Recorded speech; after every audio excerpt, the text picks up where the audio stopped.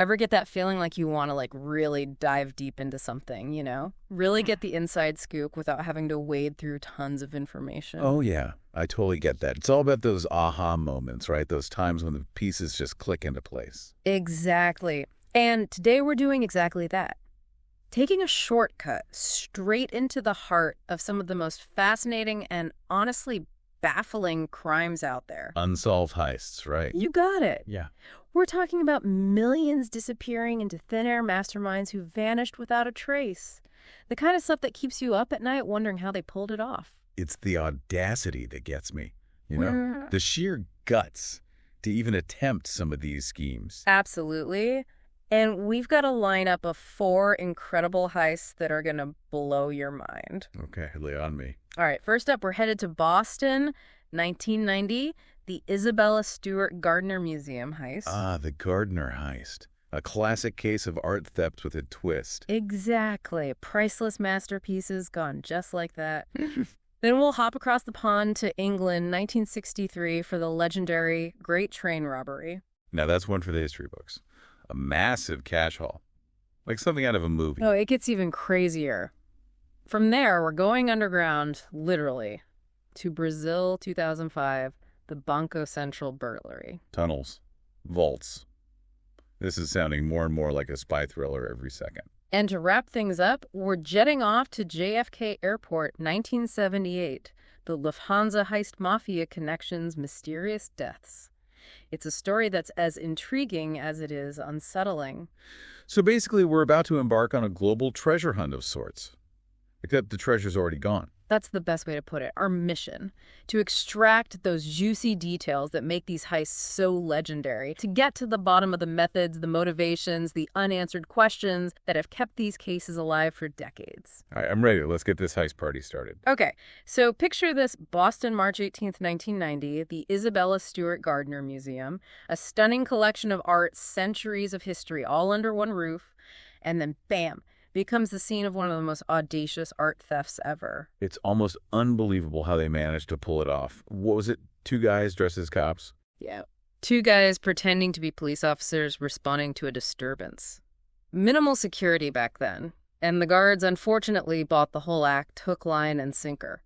Talk about a security breach. And once they were in, they went straight for the big names, right? Oh, yeah. They knew exactly what they were after Vermeer's The Concert Rembrandts, The Storm on the Sea of Galilee, plus a bunch of other incredible works by Degas, Manet, you name it. Those are some serious heavy hitters in the art world. Not your average walk-off-the-street kind of paintings. Not even close. Back then, it was estimated at over $500 million. But today, we're talking potentially $1 billion or even more. It makes you wonder what makes certain pieces of art so valuable. I mean, is it purely about the money? That's a great question. There's obviously the monetary value, but it goes way beyond that. These works hold immense cultural and historical significance. They're like pieces of our collective story. Yeah, it's not just about owning a pretty picture. It's about possessing a piece of history. And then there's the investigation, or rather the lack thereof. It's a labyrinth of dead ends. Minimal physical evidence, a getaway car that was stolen and later found abandoned. And despite decades of searching, not a single piece of the stolen artwork has ever surfaced. It's mind-boggling. How can such famous and valuable pieces just vanish like that? It's like they disappeared into thin air. And the museum has kept the empty frames on display as a haunting reminder of what was lost. It's both a symbol of hope for their return and a testament to the enduring mystery of this case. It's a powerful statement for sure. And of course, with a heist this big, the theories are bound to fly. Oh, totally. There's the whole New England mafia connection with Carmine Romano being a key figure. The idea being that maybe the art was stolen to be used as leverage or for some kind of underground deal. Right. And then there's the international art smuggling angle. Maybe some shadowy group of collectors is hoarding these masterpieces in a secret vault somewhere. And the $10 million reward, still unclaimed. That's got to tell you something, right? It does. It either means that whoever has the art is too scared to come forward, or that the reward isn't enough to risk exposure. Organized crime. The art market. It's a world shrouded in secrecy. It's no wonder this case has remained so cold. Even Anthony Moore, who's been leading the investigation for years, explored a potential European connection back in 2013. But no dice. So we're left with more questions than answers. Were the paintings destroyed? Are they still out there somewhere hidden away? The Gardner heist remains a puzzle that just won't quit. It's the ultimate unsolved art mystery. All right, let's shift gears from the world of high art to a more grounded but equally daring crime. The Great Train Robbery in rural England, August 8th, 1963. Ah, yes. The Great Train Robbery. Now, that's a heist that captured the imagination of a nation. For sure. We're talking £2.6 million in cash stolen. That's over £50 million in today's money. This wasn't just a robbery, it was a cultural phenomenon. What do you think it was about this particular heist that made it so iconic? Well, for one, the sheer scale of it was unheard of at the time. It was like something out of a movie. And then there's the whole Robin Hood element. Right. The idea of outsmarting the establishment, sticking it to the man. Yeah. Even though, of course, violence was involved. Exactly. And the fact that they targeted a Royal Mail train carrying banknotes, it just felt so audacious, so daring. They clearly knew the system inside and out. They exploited every weakness with meticulous precision. It was a textbook example of planning and execution. Let's break it down. They tampered with the railway signals to stop the train, dead in its tracks, and then they overpower the crew with this almost military-like efficiency. And then there's the safe cracking. They managed to get into a high-security safe and unload millions in cash. It's mind-blowing. And their escape route. Genius. They vanished into this remote farm hideout, giving them a huge head start on the authorities. It's no wonder they managed to evade capture for months. Despite a nationwide manhunt, it became this cat-and-mouse game that gripped the entire country. The mastermind behind it all was Bruce Reynolds. Right. A career criminal with a knack for planning. Yeah, Reynolds spent a year meticulously planning this thing.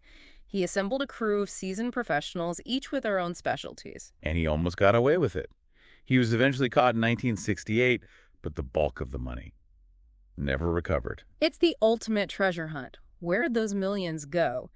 Theories range from hidden stashes buried somewhere in the English countryside to funding other criminal operations.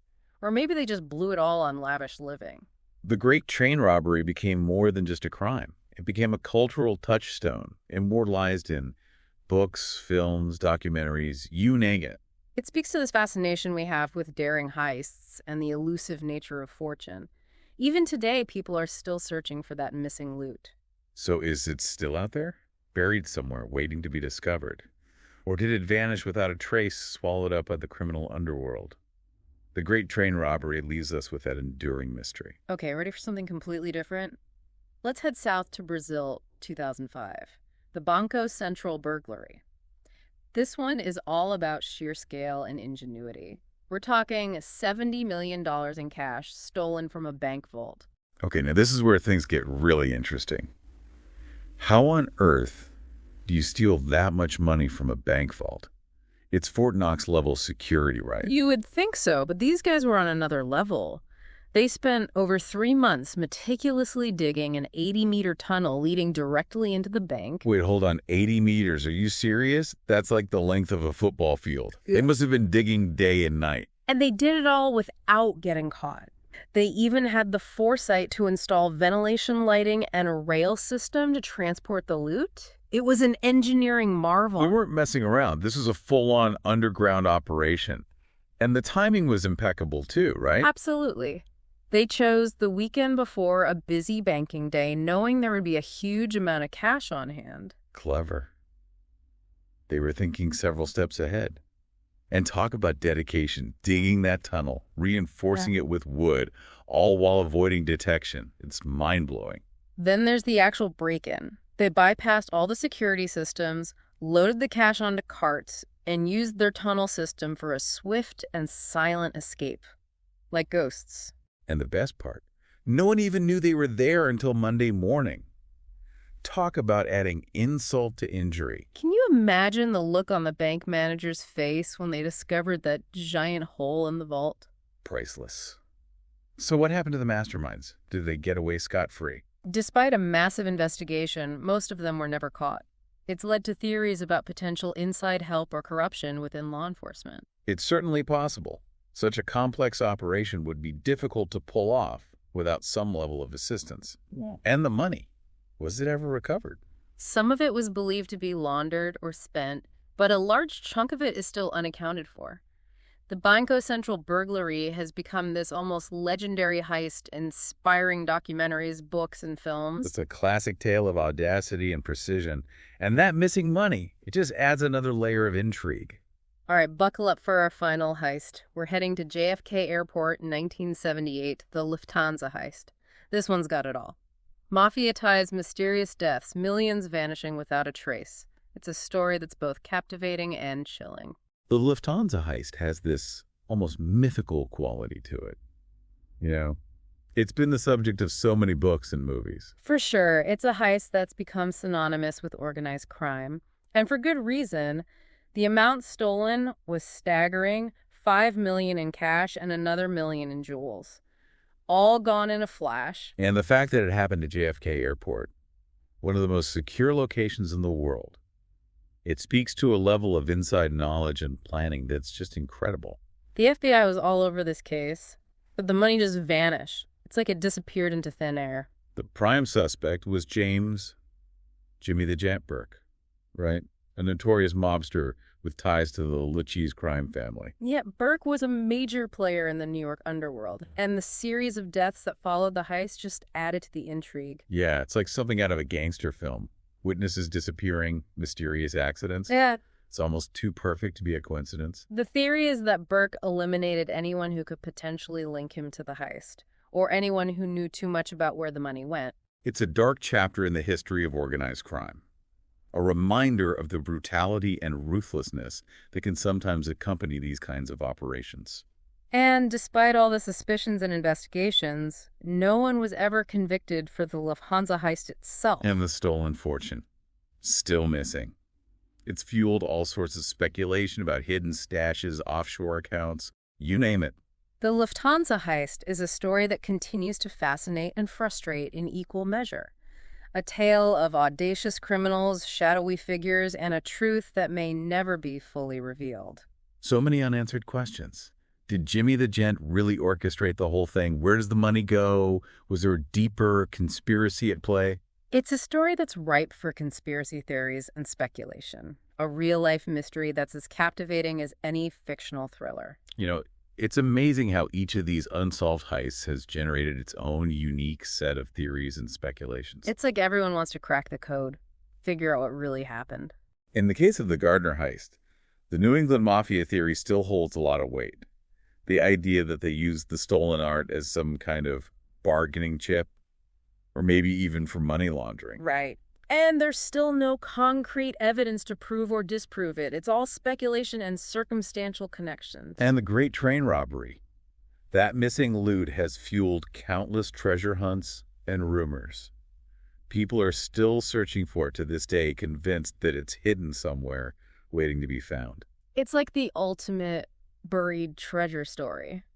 And the Banco Central burglary with that incredible tunnel system, it almost has to be an inside job. It would be incredibly difficult to pull off something that elaborate without some level of knowledge from within the bank. Maybe a disgruntled employee or someone with access to the blueprints. Or maybe it was a collaboration with a larger criminal organization, one with the resources and expertise to pull off such a daring heist. And then there's the Lufthansa heist. The level of security at JFK Airport was top-notch. So the fact that they were able to bypass it all points to some serious inside help. And the subsequent deaths. That's the real chilling part. It suggests a level of ruthlessness and control that's often associated with organized crime. It's a classic case of silencing anyone who could potentially expose the truth. The mafia had a vested interest in keeping this whole thing under wraps. And it worked. No one was ever convicted for the heist itself, and the stolen money remains largely unaccounted for. One of the biggest challenges for law enforcement in all these cases is the difficulty in tracking stolen assets, especially when they're things like cash or high-value art that can easily disappear into underground markets. And the code of silence within criminal organizations makes it even harder to get solid information. Witnesses are often too scared to come forward, or they're bound by loyalty to their associates. It's a world where trust is a rare commodity, and betrayal can have deadly consequences. It really makes you wonder why we're so drawn to these unsolved heist stories. Why do they continue to captivate us? I think it's a combination of factors. There's the thrill of the unknown, the challenge of trying to piece together a puzzle with missing pieces. And there's the allure of the perfect crime. The idea of outsmarting the system, getting away with something so audacious. It taps into a primal human desire for rebellion against authority, a fascination with those who dare to break the rules and succeed. And popular culture has romanticized heists and criminals to a certain extent. Think about all the movies and TV shows that glamorize these figures, turning them into anti-heroes we root for. Yeah, but it's important to remember that behind the glitz and glamour of these stories, there are real victims, people who were harmed or suffered losses as a result of these crimes. Exactly. At the end of the day, these were acts of theft and violence. They may be fascinating to study and speculate about, but we shouldn't lose sight of the real-world impact. There's a fine line between admiring the ingenuity of these criminals and condoning their actions. It's a duality we have to grapple with when we explore these cases. And then there's the question of genius versus luck. Were these masterminds who planned everything down to the last detail, or were they just incredibly lucky? It's a debate that will likely continue for as long as these cases remain unsolved. Some people believe that it takes a brilliant mind to pull off a heist of this magnitude, while others argue that it's more about being in the right place at the right time and capitalizing on opportunities. And the fact that we don't have all the answers just adds to the mystique. It allows us to fill in the blanks with our own theories and interpretations. Ultimately, our fascination with these unsolved heists is a reflection of our own complex relationship with crime. We're simultaneously drawn to it and repelled by it, intrigued by the audacity and repulsed by the consequences. So here we are at the end of our deep dive into 4 of the most baffling unsolved heists in history. Millions of dollars, priceless works of art, all vanished without a trace. And despite decades of investigations, countless theories, and endless speculation, the central questions remain unanswered. What happened to the stolen goods? Who were the masterminds behind these elaborate schemes? And why have they managed to elude justice for so long? It's likely that some of these mysteries will never be solved. The trails have gone cold, the evidence is scarce, and the criminals have vanished into the shadows. But the allure of the unsolved crime endures. These stories continue to captivate us, spark our imaginations, and remind us that sometimes the truth is stranger than fiction. And even if we never get definitive answers, the quest to unravel these mysteries, the desire to make sense of the chaos, that's what keeps these cases alive in our collective consciousness. So as we wrap up our deep dive, I'd like to leave you with one final thought. Which of these 4 heists resonated with you the most? What is it about that particular case that captured your attention? Was it the audacity of the plan, the mystery of the missing loot, or the shadowy figures involved? The answer to that question might reveal something interesting about your own personal fascination with crime and the enduring human desire to solve a puzzle. Thanks for joining us on this deep dive into the world of unsolved heists. We'll see you next time for another fascinating exploration of history's greatest mysteries.